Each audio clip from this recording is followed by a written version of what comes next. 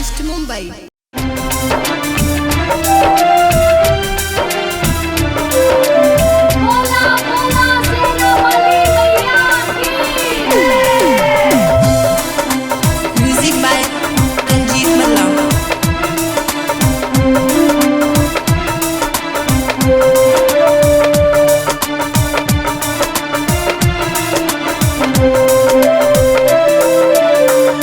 मैया रानी तेरे दर आऊं के शीस झुकाऊं तेरे दरबार में, एक तेरा ही सहारा संसार में, एक तेरा ही सहारा संसार में।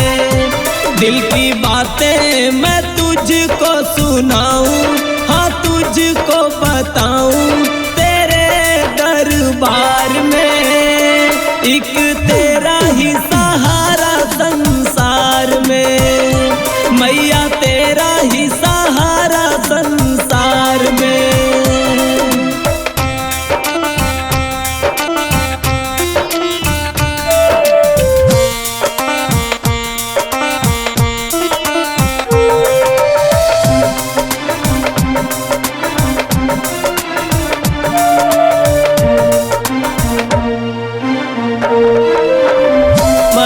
के बिन तेरे पत्ता न हिलता, होता ना कुछ काज रे।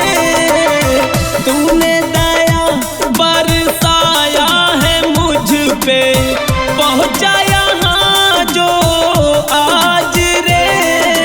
अम्बे रानी हे महारानी, अम्बे रानी हे महारानी, तेरा ही गुण हर पल आऊं मैं नच के दिखाऊं रे, चुनरी चढ़ाऊं तेरे दरबार में, एक तेरा ही सहारा संसार में, रे मैया तेरा ही सहारा संसार में।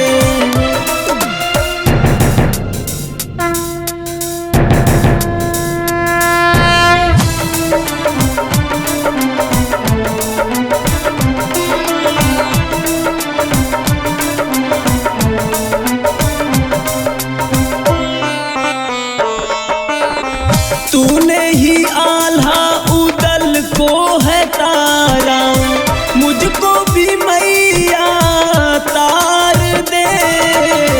बालक तेरा तेरे चरणों का दास मैं, मुझको है मैया प्यार दे।